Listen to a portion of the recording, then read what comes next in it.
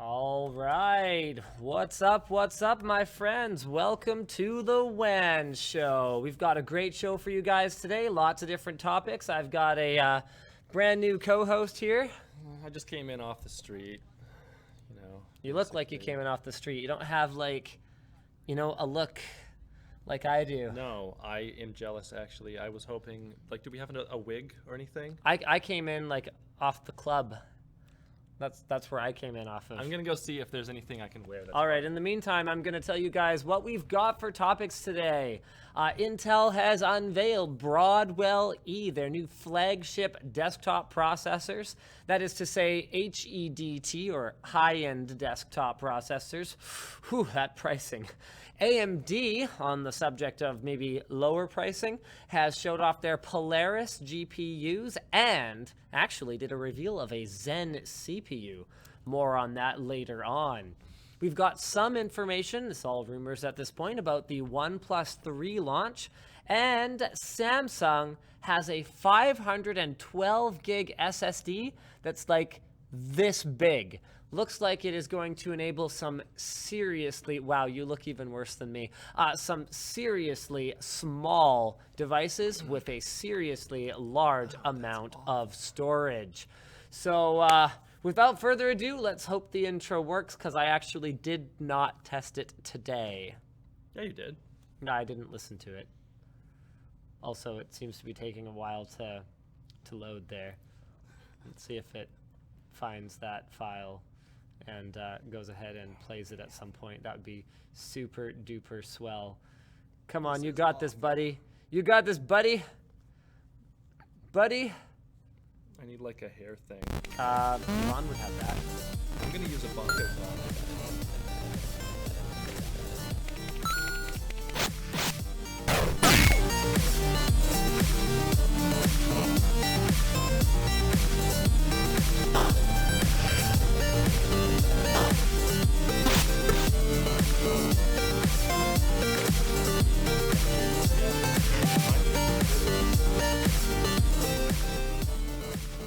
Terrifies us all.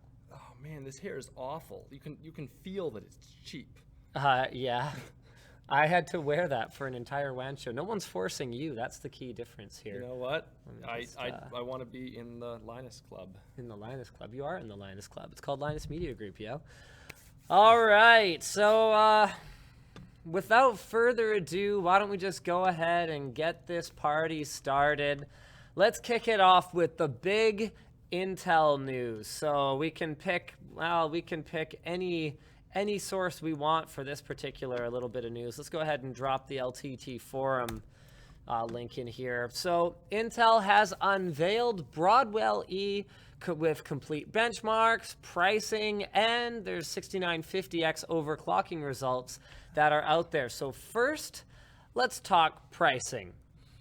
It is not going to be any surprise that the HEDT, or high-end desktop, enthusiast desktop parts are going to be priced a little higher than their mainstream counterparts. So you're used to seeing, a 6600K i5 or a 6700K, somewhere in that $250 to $350 range. HEDT starts at $434 if you're buying lots of 1,000 of them. So the assumption there would be that you would see these somewhere in the neighborhood of $349 if they're on a really aggressive sale, all the way up to probably $369 or something along those lines. It's funny because you can see Intel's margins, and this is my former retailer coming through. It's not really my concern anymore. But you can see Intel's margins on their balance sheets, which are a lot healthier than freaking, 6% or anything like that. And as a retailer, you have to get by with somewhere in the neighborhood of 4 to 5.5% on Intel processors, from my experience. With that said, there is marketing funding available, but it just feels like the wealth could be shared a little bit in that regard. Though that's not necessarily the case. Fun fact, giving a typical computer retailer more margin will basically just result in more policing the retailers to make sure that they aren't undercutting each other by $1 every other day, taking all the margin out of the product. In fact, One of the reasons that I suspect that many manufacturers, such as NVIDIA and Intel, I don't believe it's legal in Canada, but in the United States, you can enforce what's called a MAP, or a minimum advertised price. And that's the reason that they do this. And even though they do, many just go around it anyway by offering in-store deals or whatever the case may be. The advertised price, or is it a minimum actual price? Minimum advertised price. So if you've ever seen that feature on a site, and it's less typical on Canadian sites because, again, like I said, I believe MAP is still illegal in Canada. If you see price too low to show, add to cart to see price, that means that the price is below MAP. Ed, can I help you? Oh, okay. Yeah, Yeah, I think you can scan on it. I don't know to where, so there's that. Why are you talking to Ed? I don't know. Maybe Ed wants to participate in the show too. He doesn't have fun hair. Well, do you have it? Yeah, he doesn't have fun hair like us. Actually, his hair's getting pretty fun with his little he's got the ponytail little thing that he's got going on there. Samurai. There's like there's a hair clip that sits right under this headband. that's actually quite painful. But you know, fashion is not about comfort. No. Fashion is about often the other way around. Looking amazing. I have real hair that can go down this way. Yeah, that's not a thing to brag about. Show off do you have your ponytail thing No, still? I have it. It's now that way? Combed So You have your changed it. ponytail combed forward. Just under my hat. If I'm not wearing a hat, I do it up. Great. I look good with this. Oh man. It's not a ponytail, it's a man bun. A man bun. Maybe I should go full Rainbow Dash all the time. All right, so let's talk pricing for the rest of these processors. So to start with, here I'm just gonna go ahead and pull up. So these images are off of Anontech. I love those guys, and I'm gonna have to move us over to the right for this, I think. There we go. So there is the 6800K. So the 6800K is a 6-core. There are not any, here, let me see. Yep, there we go. Is a 6-core. There are no quad cores in the lineup, just like last time around. It is hyper-threaded. All i7s are hyper-threaded, so that shouldn't be any kind of a surprise. Anything on the HEDT platform is a Core i7. Well, unless you were to like pop a Xeon in there. It's not the kind of thing that Intel supports officially, but between you and me and the wall, it can be done. It's clocked at 3.4 gigahertz. So once again, the 6-core processor is actually clocked higher, even at the lower end, than the 8-core processor. So this was the case last time around with the 5960X, and it turbos up to a multiplier of 35, or you can see up to 3.6 gigahertz. So let's step it up a little bit. Let's go have a look at the 6850K. There are actually 4 SKUs this time, which is pretty interesting. So this one is clocked a little higher, and otherwise, basically pretty much the same thing. It's even rated at the same TDP, although Ian over at Anontech actually tested them, and I mean, it's something that I've personally been aware of for quite some time, but may not be something that you guys know. He tested them and discovered that even though they're all rated at the same TDP, or thermal design power, the power consumption from one chip to another is actually quite different. And the reason for that will be fairly evident once we go have a look at the third SKU. So this is the 6900K. This one comes in, oh right, so the other difference between those last two was 28 PCI Express lanes on the lower end one and 40 on the higher end one. They are pulling that again. So the 6900K is actually more of a direct replacement for the 5960X. And the reason that I say that is here we go from 6 cores to 8 cores with hyperthreading, and actually the same clock speed.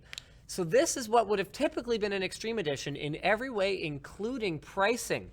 This chip is going to cost you a whopping $1,000 at retail. Actually, a little bit more now. They've actually increased the pricing there. So it is $1,089 for a 6900K in lots of 1,000, leading us to a chip that has never existed before.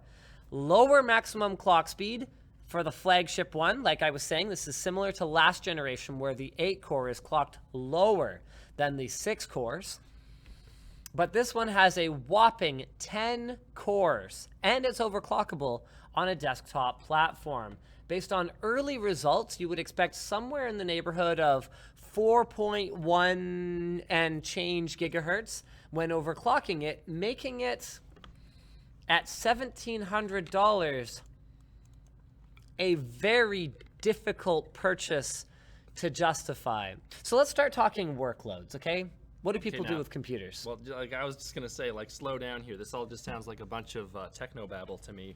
Why should I, as a normal person, care about all of this? Do you hear what he just called himself? Lean into the microphone a little bit too, As otherwise a it'll be- normal person. Yeah, well, not quite like that, but like sit up, sort of. Yeah, you know, it's just the I'm armrests are coaching. still on this chair. See, that's what happens when you have armrests. It's a disaster. Okay, so what are you asking? I was saying, like, why should the average person care about the new 10-core Intel CPU? Well, this is where I wanted to get into different workloads. Okay, so tell me, what do people do on their computers? Just start firing stuff Well, at me. Gaming. I do a lot of video. Okay, well, hold on. Let's do one at a time. You okay. said rapid fire. So for gaming, I didn't say rapidly fire. I said fire at me. So for gaming, the the 6950X, so the Extreme Edition, $1,700 plus $1,800 probably retail, $1,800 processor performs identically across the board to the other Extreme Edition processors. So the 2 6 cores and the 8 core, identically. Because gaming is mostly going to come down to what clock speed you can run your fastest 2 to 4 cores at. In the case of going up against something like a 6700K, so that's a Skylake quad core on the mainstream platform, it will actually lose in quite a few cases because it is clocked significantly lower. Skylake can turbo up to 4 gigahertz. So that's about a 10% difference in clock speed, not to mention that it's running a more up-to-date microarchitecture. So on the desktop platform, they actually are running one full generation newer of chip design, enabling newer features, as well as higher performance and lower power consumption. You say on the desktop platform, you mean like Like desktops, not laptops. The mainstream desktop platform. Because these are Okay. both desktop platforms that we're talking about. Great. So not high-end desktop, regular desktop. Okay, so for Right. gaming, basically, it makes no sense at all. Hit To- me with another use To case. have the 10-core. Yeah, to have the $1,700 Extreme Edition 10 core. Okay, video editing. Video editing. Okay, so once again, I pretty much can't think of a scenario where it makes any sense. Really? Because in most cases, you are either, once again, limited by peak clock speed, or you are using some kind of workload, like let's say Sorensen squeeze, where you can take advantage of more cores. And if that's the case, then let's go ahead and have a look at what's available in the Xeon E5 V4 lineup, because those chips are actually socket for socket compatible with pretty much any board that would hold one of these Extreme Editions. I'm going to go ahead and pull up Intel's ARC website. Let's find something comparably priced here. Here's a $1,745 processor that consumes less power and has 14 cores clocked at 2.4 gigahertz. Let's have a look at its max turbo speed of 3.3 gigahertz. Is that impressive? So yeah, that's pretty freaking good. Not to mention that it comes with ECC memory support. So Oh, yeah, of course. with that said, it doesn't support overclocking. So let's have a look at what else they have in sort of a comparable price range. Here's a lower clocked 16 core. Probably wouldn't be looking at that unless I was in like a heavily virtualized environment where I'm running a lot of host operating systems. What about like rendering for 3D animation? In that case, it's gonna basically, that's one of the few workloads where you can basically take the number of cores times the frequency they run at, factoring in the architecture that they use, and kind of just add them up. And get an actual result. It scales, 3D rendering scales relatively linearly. But that's on the CPU, not the GPU, right? Yeah. Are we rendering with the CPU? If we're talking about CPU rendering, then But would you yes. want to do that? Well, really depends on on what application you're using. It's I one of those suppose. things where it comes down to what that person's actually using. So Intel's competing against Xeons in these heavily multi-threaded workloads, and then the other issue that I have is particularly with our new workflow in Adobe Premiere, we could easily be using quad cores. We did a video recently with an Ultrabook, a dual-core Ultrabook, editing video over the network using our Cineform codec that we convert all of our footage to, and the performance was fine. So the only thing you would actually be able to use the extra horses for would be the final export, which from my experience only benefits from about, so we've got 14 core processors in those machines right now, and they hit about 60% usage. So from about 8 cores. So Out of 10. out of 10, yeah. So you could easily buy the 8 core instead. Oh, and that wouldn't utilize just 6 then? It actually utilizes up to 8? Yeah, it utilizes up to 8 from my experience with the way that we render to H.264. Yeah. So, But most people don't go to Cineform first unless they have watched our stuff and realize that it's awesome. so you're paying an extra $700 Yeah, dear. for 2 more cores on an 8 core.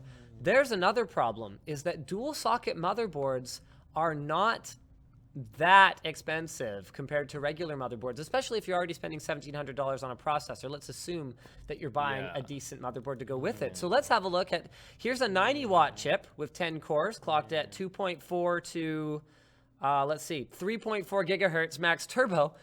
You could throw 2 of those in. That's a $939 processor, so just spending a little bit more. You could chuck 2 of these bad boys in for a total of 20 cores. Ooh. If you had a heavily multi-threaded workload. And it would be able to use all of that? Well, it depends. If you have a heavily multi-threaded workload, then yes, So it no would. Dwarf Fortress. So no, Dwarf Fortress It would only not utilizes factor. 1 core, Okay, all right. I So think. hit me with another workload. Oh dear. SETI at home, folding at home. One of Okay. those things. So once again, my 20-core dual Xeon setup is going to absolutely mop the floor with it. Yeah? Yep. That can be utilized with multiple Yes. stuff. Yeah, and if it couldn't, then a 10-core definitely wouldn't make a difference. So distributed computing would benefit from our overclocked 10-core processor, but not enough to justify the price. Hit me again. I'm out. I don't have any more. You hit you. I'm out too. I can't figure out what this product is for, especially at that price. I think at $1,000, if they were giving us the 8-core at the kind of $650, $700 price point, and if they were giving us maybe even, you know what, I'd be okay with a 6-core, but maybe with all the PCI Express lanes, or an 8-core with the 28 PCI Express lanes. Like if we were really getting a significant improvement this time around, then I would be pretty happy. Like, hang on. Like, why did they make a 10-core CPU if it's not really useful for many things? You just get more CPUs for cheaper. What's the point? It is useful for things, but it's like not at that price. At $1,000. Well, yeah, that's the point. If it's not useful at that price, then it's not useful. So basically, what it looks like happened is someone at Intel went, well, Because crap. we can? No, not that. I mean, no, I don't think Intel does anything just because they can anymore. I think someone at Intel went, if we deliver an 8-core overclockable processor, so we're talking, 4 gigahertz times 10, so 40 gigahertz of power. Yes, I know it doesn't scale like that. We are going to be seriously cannibalizing Xeon unless we hamstring it in some way or jack the price. And it already is hamstrung in a way. So it is not capable of having 2 of them installed on a single motherboard. That's something that's been true of the HEDT processors since Skull Trail, I guess? Yeah, since Skull Trail. I don't know what Skull Trail is. It was a very, very expensive. Basically, it was 2 Xeons, but they branded them as Extreme Editions. And then a specific motherboard that you could put them on. Wonderful. 2 motherboards. I think EVGA had one as well. So other than Skull Trail, we've never seen an Extreme Edition processor, an overclockable processor that can be installed with 2, it can be installed in a dual socket board, or at least have 2 of them installed in a dual socket board. I've heard that they'll work in a dual socket board if you only install one of them. Are there triple socket boards? There are quad socket boards there and 8 socket 5? boards. Oh, wow. Yes. Does it go only up to 8? I am not aware of a 16 socket board, and the size of it would be a thing to be reckoned with. So Make a fun video. basically, I think that's what happened. They were worried that taking away ECC memory compatibility wouldn't be enough to prevent high-end workstation and entry-level server customers from using these things at $1,000, and they couldn't figure out a way other than just throwing more cores on it to differentiate it from the last generation Extreme Edition in a significant enough way that customers would kind of drool over it all over again. All right. But blah, blah, blah. Who is it for? It is for people with more money than sense, Okay. which has been true of many Extreme Editions in the past. Just normal consumers, not like big companies? Oh, like who are they trying to sell it to? Yeah. Yeah, regular consumers like gamers. Okay. Gamers who want a little bit less performance Yeah, and but all want the to pay a gamers lot more watch for it. Linus Tech Tips, and then they'll know that it's pointless. No, that's not the case at all. In fact, I forget where I was reading this, but I looked at a really interesting graph of the estimated sell-through of Intel's HEDT lineup over the last several generations. It might have been on WCCF Tech, and the price. So times the price, and the most successful processors they've had in terms of revenue have been The more hardcore ones? the higher priced ones that increase the core count over the previous generation. So it looks like Intel is trying to make that exact lightning strike here.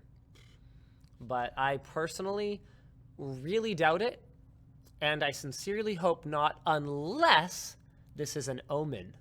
Huh? Yes, an omen.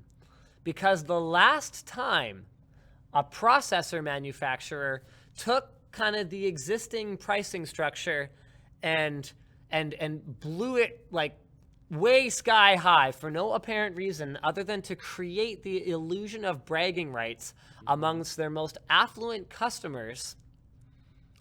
The last time that happened, it was AMD pulling this crap with the original FX. It was actually Intel responding to AMD when they created Extreme Edition. So AMD was the one who started this like $1,000 FX. You can only get one if you spend $1,000 on it lineup. So what I'm hoping is that now that that's happening again, because what happened right after AMD did FX was Intel took the balance of power back. They crushed the FX with like a $400 chip. What I'm hoping is that AMD's Zen will be affordable and make this thing look really embarrassing for Intel. Billy Hatcher 312 says, "Shut up with pre-recorded crap." So there you go, Billy. Pre-recorded. I'm But proving that it's not pre-recorded by responding to his comment. Oh, lovely. Yeah. All right, so there you have it. That's my take on the Well, that was fascinating. 6950X. Did you almost fall asleep? These chairs are comfortable. These chairs are comfortable, You but can lean all the way back as well. yes, you I can do won't that. do Please do not mess with these chairs. Someone messed with this one, and it was like tilted funny. and yeah, I- but the handle's right here on the left. well, just right there. Just don't, because Linus will get upset. Yeah, well, it's like 2 seconds to fix. All right, so yeah, but I couldn't figure out how to do it. That was the I problem. had told you before, and you had ignored me. Well, I forgot. All right, let's go ahead and drop our next topic in the chat here. AMD, Polaris, and Zen reveals. So let's talk Polaris first. This is where I was at in Macau. We're going down a little bit. Yeah, no, okay, so yeah, you can yeah, find yeah. it. You can just talk with Twitch chat if you want. You don't Yeah, I have mean, to. you know, I might pay just do attention if that. you're Yeah, bored. I am bored. So let's talk about Polaris first. So I was at the event in Macau. Here's what we know so far. The goal is to bring real VR, like Rift Vive grade VR, to the first 100 million customers.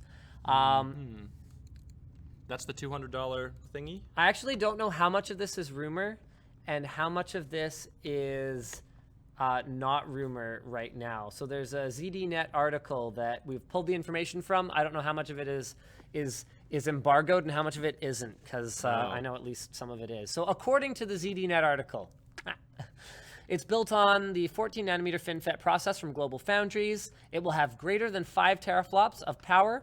Oh, this is apparently all from the announcement stream. Thanks, Nick. 256 gigabytes per second of memory bandwidth, 4 or 8 gigs of GDDR5, 150 watt power draw starting at $199 US, although I would personally speculate that the 8 gig version will not be available for $199, at least to start. They are claiming up to a 2.8x performance per watt improvement over the previous generation. And to clarify, even though they were talking a lot about VR with the RX 480, that is not the entire point of the card. And I actually had quite a few people.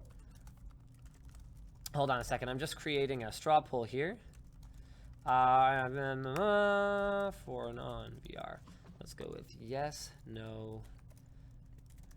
Here we go. Sorry, I've got my straw poll created here. So I had quite a few people kind of go, well, gee, Linus, on the video that I uploaded where I did an interview with Raja Kaduri, say, like, I'm not interested in VR. So what, is this just a VR card? And the answer is no, of course not. What they're talking about when they say it's really great for VR is they're saying that it is powerful enough for VR at an affordable price. Not that it only works for VR. So I would expect this card. In fact, one of the demos they did, the only demo I've seen of its performance so far, one of the demos they did showed it up against two RX 480s up against a single GTX 1080 in Ashes of the Singularity, holding up pretty darn well in a non-VR 3D workload. Now, does it have that minimum high frame rate that you were talking about? So that is one of the things that they would be tackling in a sort of VR optimized design, helping it not dip below that minimum VR frame rate of 90 frames per second. You can't have that. It's crazy. Now, with that said, controlling dips is also enormously beneficial for flat 3D gaming. So it's not a problem that they've optimized the architecture to avoid dips in frame rate.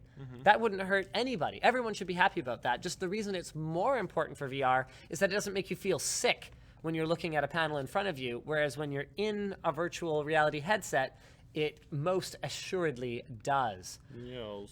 So this is interesting. We have a whopping 53% of you, and if we factor out the turnip votes, it becomes For non-VR. even more.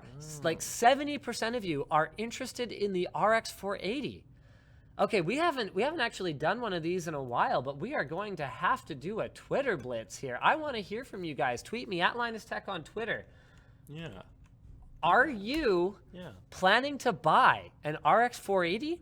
Sight unseen. You haven't even seen the performance yet. Do we not have the specs? Do we not know? We have specs, but that doesn't necessarily tell us the whole story, and we don't even have all the specs.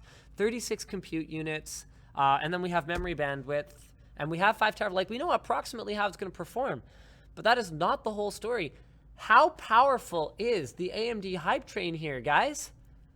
Hit me up and let me know in the Twitter blitz. You know, are you planning to buy one? And it doesn't necessarily have to be for you. Tell me what you're planning to buy it for. Like, are you planning to buy one for a friend's computer or for a relative's computer or something along those lines? I do want to hear from you guys. Let's go ahead and chat Zen very briefly here while I wait for some results to roll in there. Let me just go, actually, I think this article is the ZDNet one that I was accidentally referring to before. Let's go ahead and pop that in there. All right. So I've heard it speculated, 6 ways from Sunday, that Zen will be released, this year or early next year or early this year. I mean, there has been rumors flying about Zen. This is AMD's upcoming flagship CPU architecture. Okay. It's going to be awesome or not? Well, according to, AMD fanboys and AMD employees, yes, but they've both let me down a number of times in the past, so I'm personally withholding any judgment until I actually am holding one and putting it into a motherboard. But it looks like they may actually be coming closer. So here's the update. Lisa Su held a Zen processor that she claimed was working in her hand on stage. They are claiming 40% higher IPC, that's instructions per clock, versus the last generation, although we don't know anything about the final clock speed. What was shown was 8 cores, 16 threads, so we should have some kind of hyper-threading equivalent on the AMD side now. It's going to be using a FinFET process, which is not any kind of a surprise. There will be an AM4 desktop platform to go with it, which, oh man, AMD is sorely in need of a desktop platform upgrade. Totally. I mean, did you know No. that AMD's flagship desktop processor, the 9590FX, whatever it is, still runs PCI Express 2.0 That sounds old. and DDR3. Oh. PCI Express 2.0 is older than DDR3, but that's okay. I like having you here for these reactions. I Yes. enjoy that. Because even though I had actually, this was kind of a backroom discussion, so I'm not going to say which motherboard manufacturer said it, but one motherboard manufacturer had actually done the work of enabling PCI Express 3.0. They had motherboards that they'd had it working on, and then For AMD's chip. you yeah, mean. and there was kind of no official support, or there was some Right, but they issues, hacked it in. and I like that. update is just not coming. Oh, No. so they tried it. Yeah. They got it kind of working. So like it got as bad as like motherboard makers were trying to do the work for them, Yeah. and nothing ever I happened. feel like that with Premiere. well, I'm doing the work for Adobe. so there's That's no another date topic. for Zen, but what was said is that it's alive, it's on track, and they are extraordinarily excited about what Zen will bring to the Is marketplace. there a due date on this, or are they just so it could be vaporware? I would say whateverware? I'll be surprised if it's not Q4 this year, or much more likely Q1, Q2 next year. Q4 means the last 4 months, kids. Just I'm in gonna let case you think don't about that know. for a second. Last 3 months? Yeah. Well, 4 times 3 is 12. It divides in there somehow. Thank you, Darren. 3. All right, let's go ahead and jump on to that Twitter blitz over there. Have a look at Hashtag what you math guys tips. are. Have a look at what you guys are. Oh, dang it! I don't know why it does this. Give me my window region. Come on, baby. Come on, What are you baby. talking about? You can do this. What are you doing? Oh, I'm just waiting for the dialogue to pop up so that I can go ahead and capture. You know what? It's okay. I can just start reading some of these. Stephen Workman says, I'm saving up for my first proper gaming PC, and I'm really interested in the 480. The frames per Canadian peso look pretty good. Hey, that's a serious factor. Like, this will be a serious gaming card available at a price that people outside of the United States of America might actually be able to afford. But it is a serious gaming card, right? We know the specs. We know that it will be good. We know that it will It's be not just fluff. good. We just don't know how good. Uh-huh. Yeah, We know and- the minimum goodness. And there are other things that we don't know. For example, we don't know if it's going to be plagued by driver issues out of the gate. Oh boy, that'll be fun. We have no way of predicting something like that. Here we go. Igor says, yes, RX 480 for my own rig. Sold my 7970 Crossfire and will buy it. There you go. Bob Ross, I'm considering it for a friend's $1,000 gaming rig. Brian says, I'm waiting for GTX 1050 unless someone puts a friggin' backplate on the RX. I would say, Brian, I probably would not make my decision about a GPU based on whether or not it has a backplate. Fun fact, backplates, in many cases, you'll see cutouts on them for certain components to stick up through them, because backplates, in many cases, actually cause components on the back of the card to run hotter. Because there's a big thing of metal in the way. Because there's a big thing of metal in the way. That makes sense. Unless the manufacturer is investing in a lot of thermal interface material, as well as the precision manufacturing of the backplate that will allow it to rest evenly on all of those components, they actually are A, not that beneficial, and B, can actually reduce compatibility with other cards being in your system at the same time, because the spec for the spacing of a PCI slot does not account for anything above the PCB on the back of the card. So there's a You put the thing on top of my head. fun fact for you. No, it's not actually there. Oh, yeah, no, it is. It's on the stream, see? Oh, really? Yeah, it's right there. Oh. Oops. You captured your own Oh. Okay. Well, headless Terran over here. gosh darn it. Whatever. I give up on that. I'm just going to read them to you guys. Nitro Blast says, you have to get the timing just right to get it on the WAN show, lol. Yes, that is true, and it is pretty tough. Daniel says, if I could buy it, yeah, holy cow. What? Compared to even to the straw poll, there's a lot of you guys saying, yeah, let's go for it. See, I'm way more cautious than this. I don't like to buy anything unless it's been out for a while. Everything about it is known. People have been using it for a while. They know that it's good. I don't like to be on the cutting edge for stuff like this. Huh. I think y'all are crazy. I mean, I personally think it's a little early too. I would be waiting for GTX 1060. I just want to see how that card plays out, because what you guys need to remember is that even though AMD is shouting from the rooftops about how amazing RX 460 to 480 are going to be and how they're going to be like killer performance per watt, per dollar, and all that stuff, it's not like this is AMD's flagship GTX 1080, 1070 competing chip size. That's not what we're looking at here. This is more of a mainstream size die. So NVIDIA's chips were never intended to compete with these Polaris chips. Like, they sit above and below each other like this. So for a little while here, until NVIDIA fills out their lower end 14 nanometer cards and AMD fills out their higher end ones, whether you buy NVIDIA or AMD could basically come down to how much money you have to spend. If you're looking at like a value gaming rig, you may be forced to buy AMD because NVIDIA's last generation 28 nanometer Maxwell chips are probably going to make no sense compared to Polaris. But if you want a high-end rig, I mean, unless you want to just start like stacking RX 480s into your system, which is never a good strategy, by the way, adding up more cards, you're going to be forced to buy NVIDIA because AMD won't have anything even close to competing with it. Yeah, what he said. Or you could just lag behind by like 2 years and everything will be fine. All right. Why don't What I we do. move? Why don't we move on to a Except topic 2 that years, I mean Taryn 10 will like better? years Or 20 years. That's not true. So this is, I mean, this is one of those things where it's like in your 101 philosophy, from like Oh, a this philosophy 101 type of standpoint. Yes. You know, you could be like, whoa, man. I have opinions on this. Yeah, man.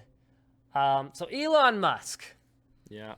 the chance we are not living in a computer simulation is 1 in billions. Where did he get that number from? He figures if we Seriously. aren't stuck in a Matrix-style world, then the world is about to end. Really? How does he furthermore figure that? I so disagree with this, by the way. I have lots of reasons. Why don't you go first, and then I'll go number- through, and then I'll okay. go through our notes on Mr. Musk's There's a statements concept here. in philosophy known as falsifiability. Wait, or is that science? Whatever. It's a concept. For something to be scientific, it needs to be falsifiable.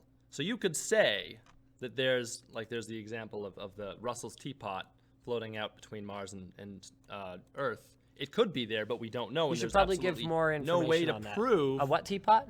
just a teapot. Okay. No, okay. I'm not explaining this very well. No, you're not. No, okay. Let's start over with solipsism, which is the idea that my mind is the only one that I know for sure exists. I think, therefore I am, right? Famous thing in philosophy.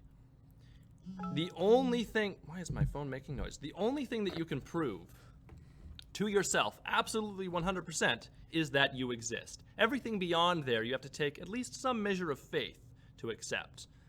So as long as your standards of proof are not so incredibly hardcore that you don't believe that the world exists by itself, you can pretty much accept that the world is real. Okay, so the problem with saying that we're in the Matrix or a computer simulation or whatever is that it's not falsifiable. There's no possible way to prove that.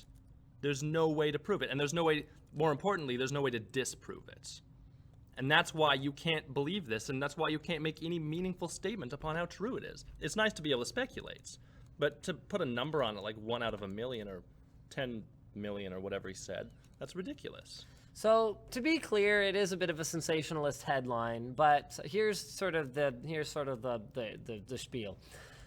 The strongest argument for us probably being in a simulation, I think, is the following. He told the Code Conference in California.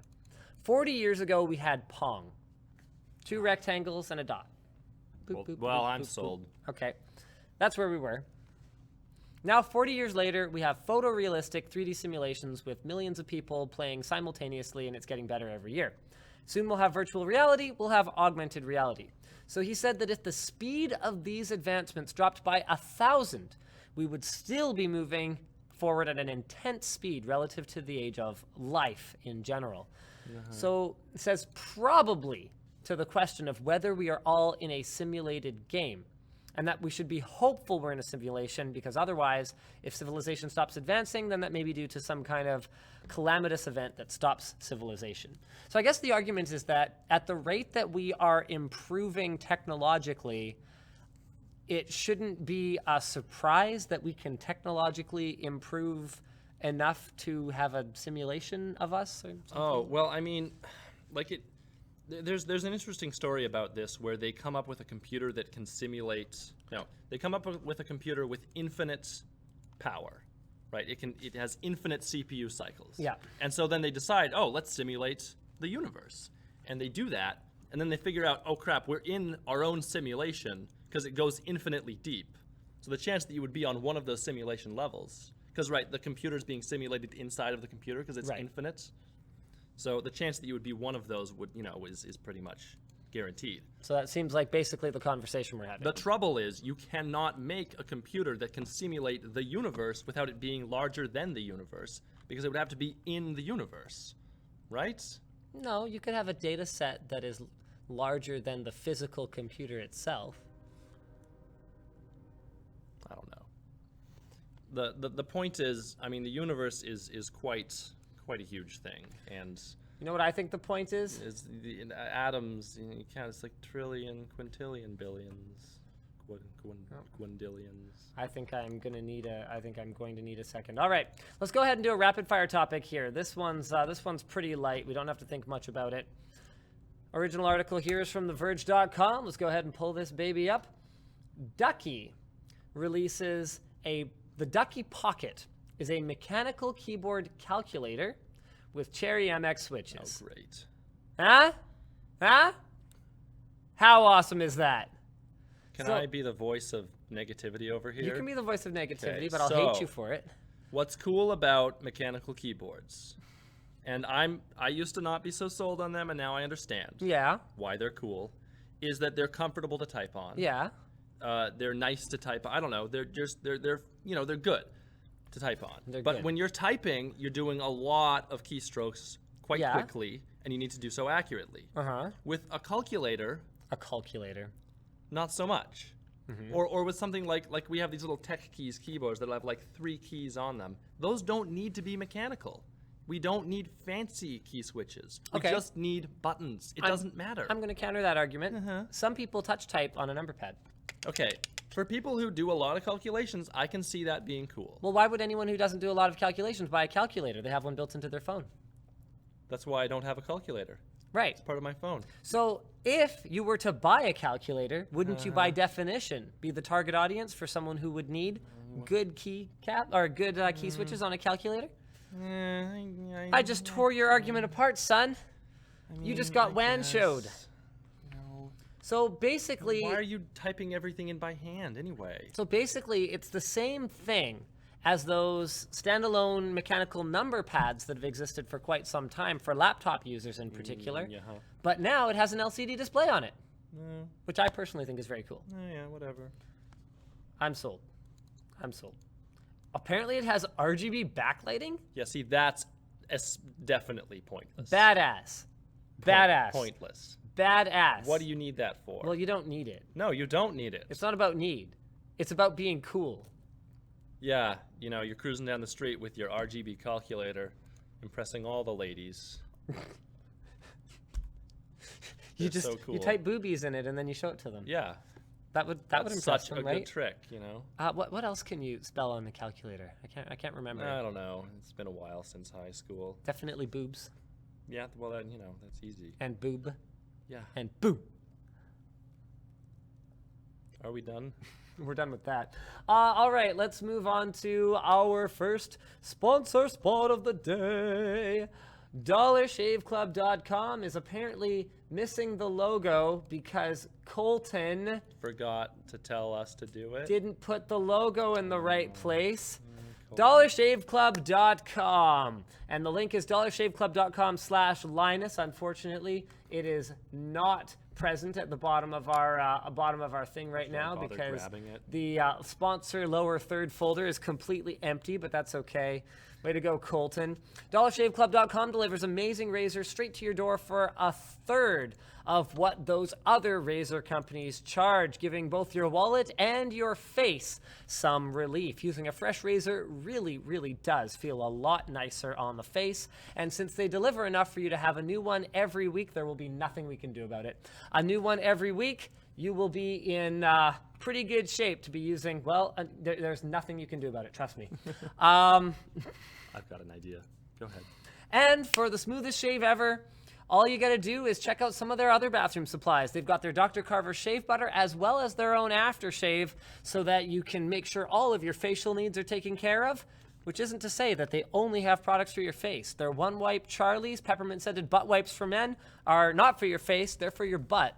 Although if you wanted to wipe your face, yeah, they can't. It's too small. They can't see that. If you wanted to wipe your face with them, you could. Just don't do that after you've wiped your butt with them.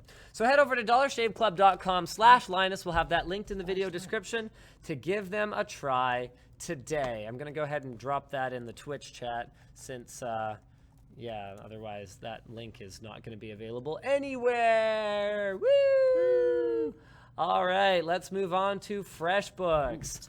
Now, if you guys run a small business or you know anyone who runs a small business, check out FreshBooks. At least just go to the link, freshbooks.com/WAN. We've got that right here. Hang on. Freshbooks.com/WAN. And just have a look at what they're about. It's a super simple to use invoicing tool. This one's working, Taryn. It's a super simple to use invoicing tool that does a lot more than just help you create and send slick looking invoices. You can keep track of your time. You can keep track of your expenses. You can keep track of who owes you money, how much, when it's due. Speaking of when it's due, you can actually use it to take deposits, which, depending on the kind of business you're running, it may be very, very useful. For example, when I used to run a house painting business, taking a 10% or 15% deposit is necessary because otherwise you're going to go and buy a bunch of paint for the first day on the job site, show up, and they're like, yeah, no, we booked with someone else. No. Well, then I'm keeping your deposit and all this paint, yo. Yeah.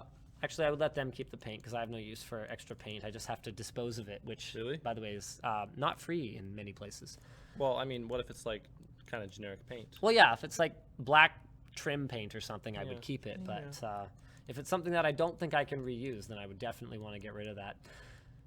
So if you have any questions, they have support staff that'll help you. But the whole idea behind FreshBooks is that it's designed for people who are not necessarily numbers people and accounting experts. So head over to freshbooks.com/WAN for a free trial and enter WAN in the How Did You Hear About Us section. By the way, they just got a mobile card reader, so you can actually charge people by credit card as well. Oh, that's actually very convenient. Lynda.com. Why don't I let you do the Lynda.com slot? You love Lynda.com. Well, I do. Actually, I just they do. It's not just software training, right? It's like job stuff training, basically. Well, don't tell me. Tell them. No. I'm asking you because there's a lot more to them than I even realized at first. Because like I used Lynda.com. They do video tutorials on lots of stuff. They have lots of software training. I learned some stuff from Excel, about Excel from them. I learned a lot of Photoshop stuff, some Premiere stuff, After Effects stuff. The video tutorials that they do are like really good because they go through everything like from the ground up and they explain it and you can see it happening on screen and it's not just horrible to follow like so many tutorials are. It's great stuff. And they've also got like photography, animation, like you can just scroll through. Just go to lynda.com and just scroll through all the stuff that they offer to get an idea of what they have. So stuff like Office applications, Photoshop, Adobe Premiere, photography. I said that. I wasn't listening. Lots of different stuff. It's used by millions worldwide. They're adding new courses all the time. They're taught by industry experts. That's important. Because like they'll tell you like, oh, this feature is dumb, don't use it. Or well, not in those words. Well, it depends on the guy. Like Deke is pretty funny. He does the Photoshop ones. He will tell you, what to do. So you can use it on your iPhone, on your Android device. You can actually download the videos. You can skim along through transcripts of the courses. Oh, that's find really the part that's useful. interesting. Yes. You can share your learning plan with someone else if you want to sort of go through the same curriculum together. And plans start at only $25 a month. So check it over at lynda.com/WAN show.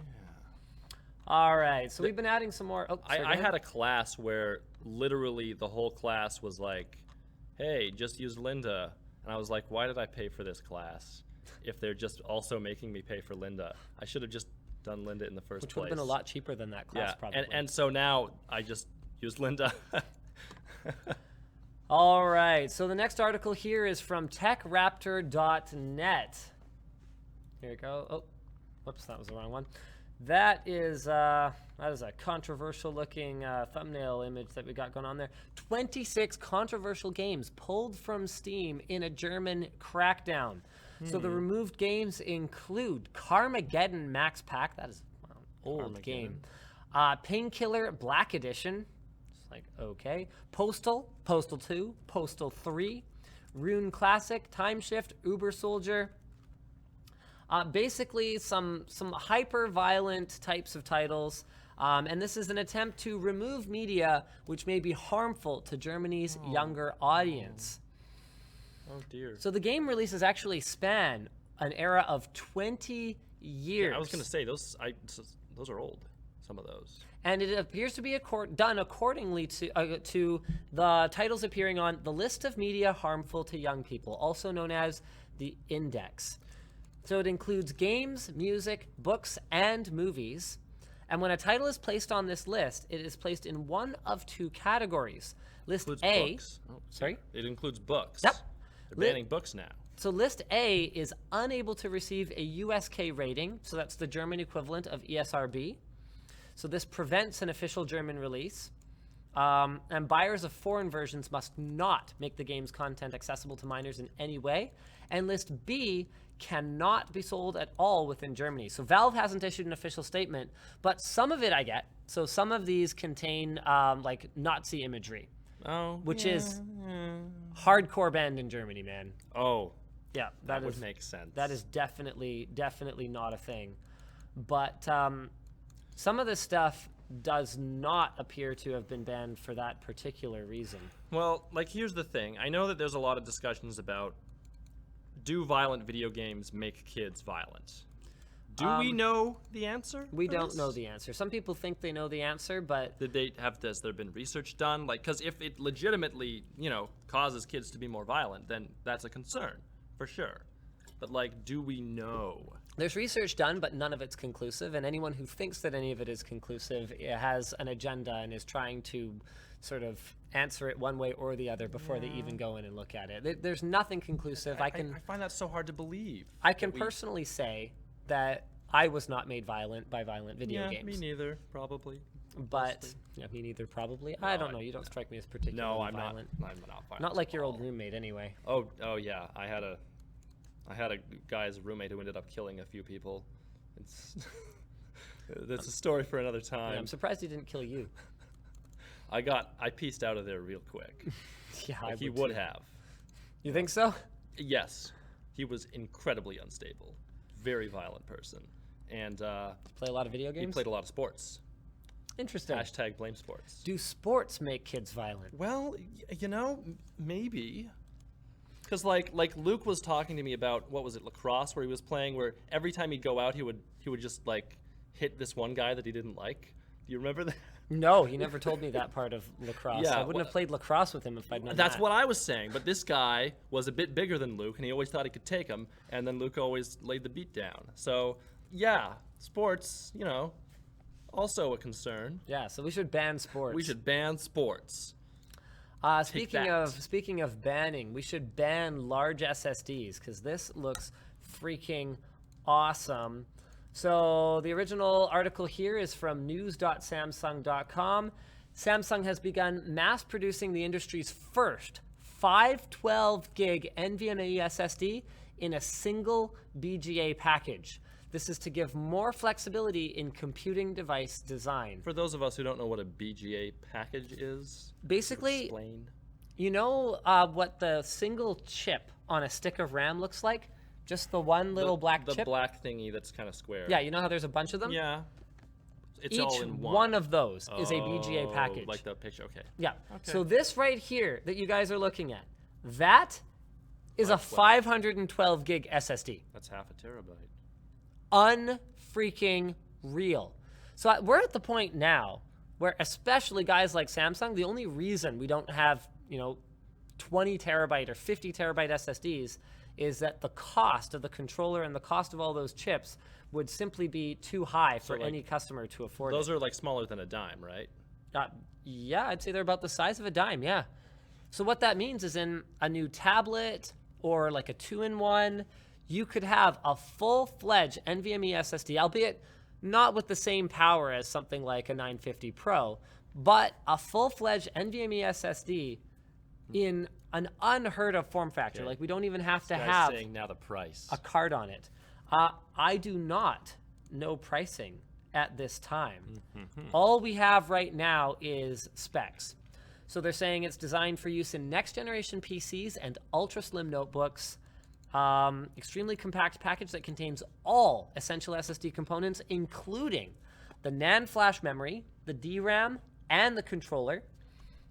It triples the performance of a typical SATA SSD, says Jungbei Lee, the Senior Vice President of Memory Product Planning and Application Engineering Team, which is freaking unbelievable. It's got 15 of Samsung's 48-layer 256 gigabit VNAND flash chips, one 20-nanometer 4 gig LPDDR4 mobile DRAM chip, and a high-performance Samsung controller. It weighs only about 1 gram.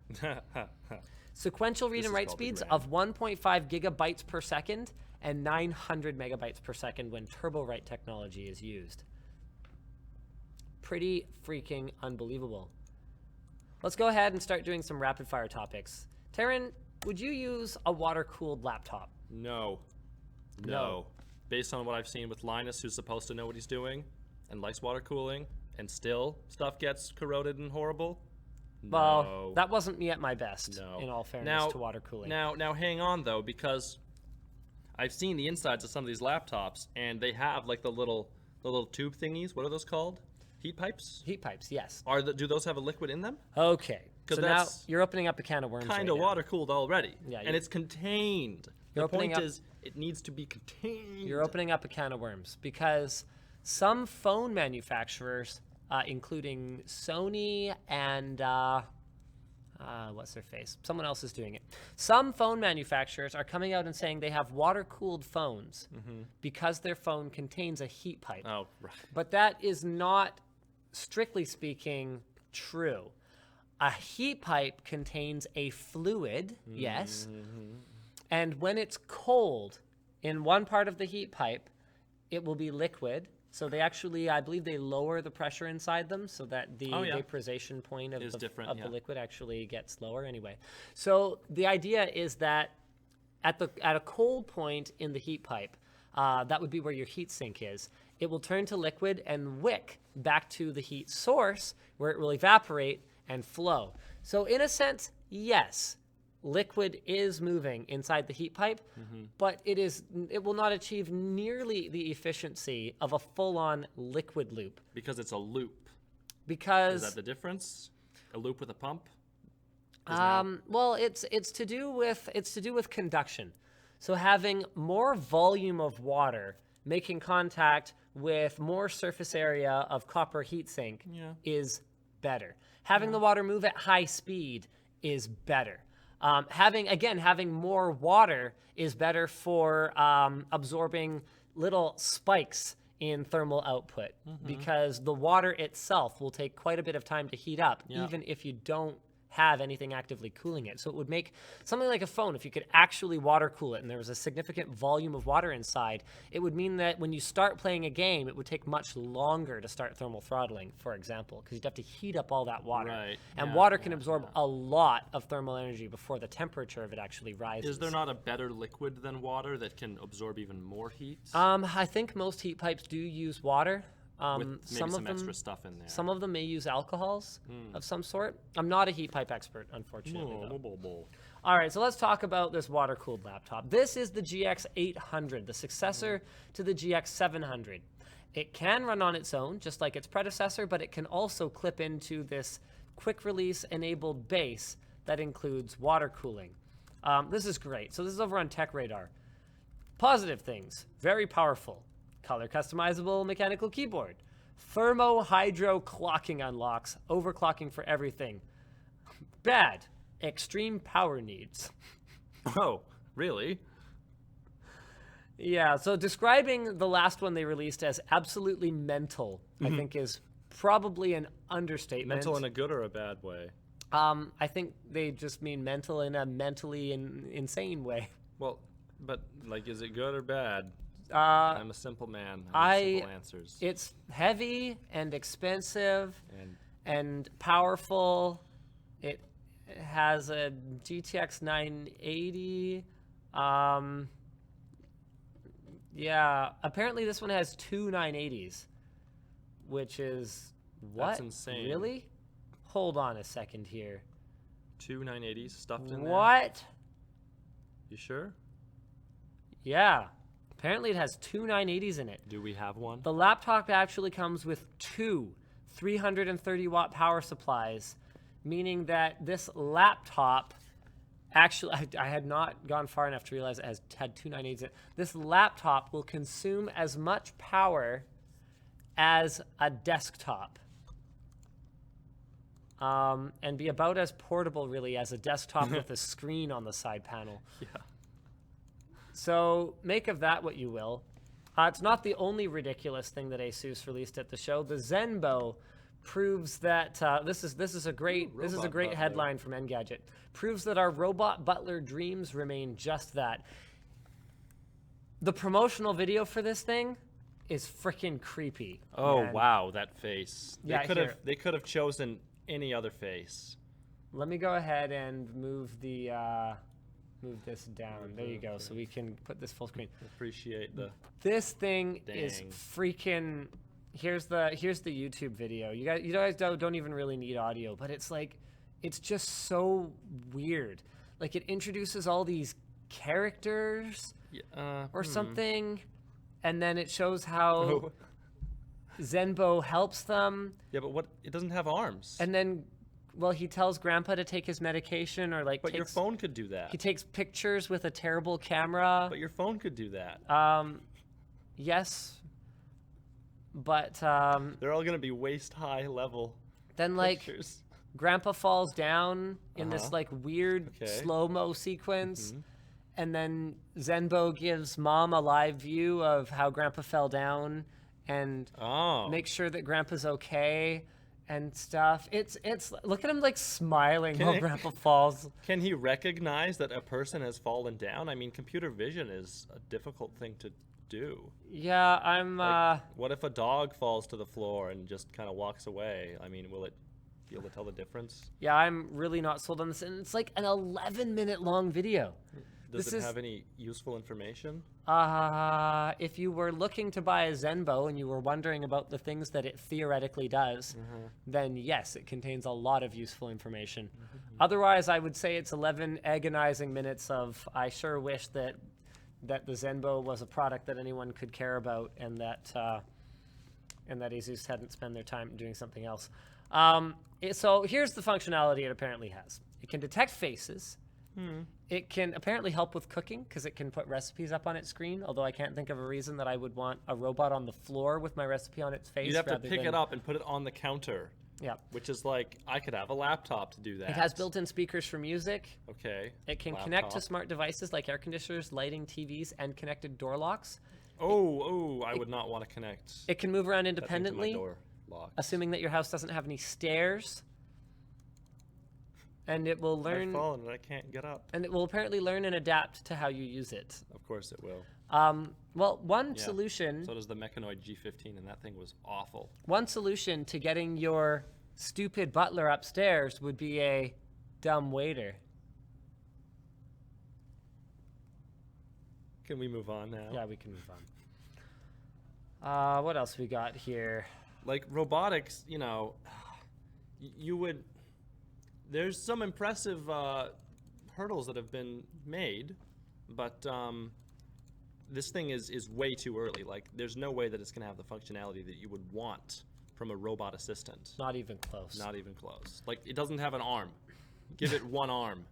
That's all you need, hey? One arm? Well, I mean, that's where you start. You're so immature. I always, you know, forget.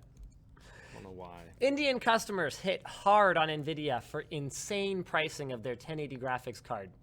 So the Founders Edition is supposed to be somewhere in the neighborhood of $699 US, with $599 being more like what you'd expect for regular models, non-reference cards. So on May 27th, it was officially released and officially available on Amazon.in, one of the top 3 online shopping websites in India. Zotac, Gigabyte, and ASUS apparently have their prices listed 57 to 87% higher than the price announced at NVIDIA's launch event. So prices should be at around 47,000 rupees, but cards are listed around 71,500 rupees, or about 1,070 US dollars. I would love to give the benefit of the doubt and say Indian retailers probably screwed up the model number and the pricing columns. Mm-hmm. Very funny. But that's probably not what happened. I mean, the reality of it is, whether it's due to tariffs or taxes or any other wide variety of reasons, sometimes US pricing does not translate to other countries. With that said, this does look a little bit like pure gouging to me. Well, you gotta gouge someone. So you know what? Let's do another straw poll here. I want to hear from you guys. Do U.S. prices translate to where you live? Because honestly, here in Canada, they pretty much do. In some cases, no. Things are pricier here. Some things are, but computer components are generally, once you factor in exchange rate and factor in that shipping does just cost a little more up here, they are pretty darn close. Yeah. You might not see the same like Black Friday deals, for example, but general pricing day to day is actually very, very close. So I want to hear from you guys, whether that's what you have observed where you're from. This is really cool. Have you checked out the elevated bus? No. Okay, scroll down to that topic and have a look, and we'll make that our next one. But I want to show the straw poll results here first. So yeah, we've got a whopping 54% of you. Oh, I screwed up the title, but hopefully you guys were listening while I was telling you about the title of it.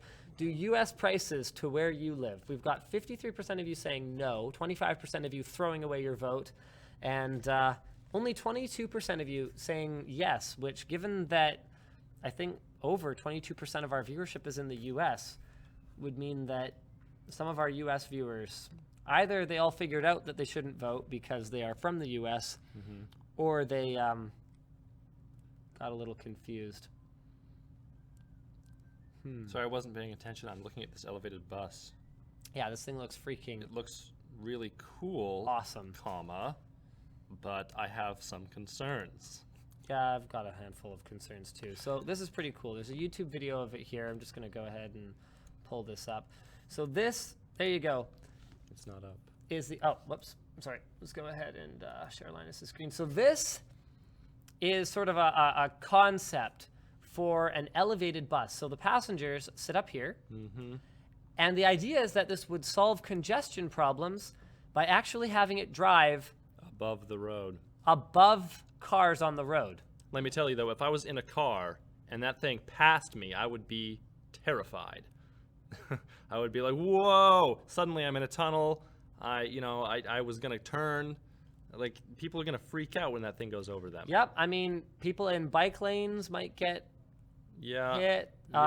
Anyone in sort of a taller than normal vehicle might have a bit of a problem. Well, you'd have to, you'd have to impose height limits on cars on certain roads. Yep. Yeah, you'd have to like have the bars so you can't even enter. There are definitely some issues with the idea, but Like, it's a cool idea in theory maybe, but if it was deployed strategically, I could see this being pretty cool. It will apparently be able to carry 1,200 passengers will be able to go over top of cars and let traffic pass underneath it. It runs on fixed rails along the road, and they had a scale model shown at the expo.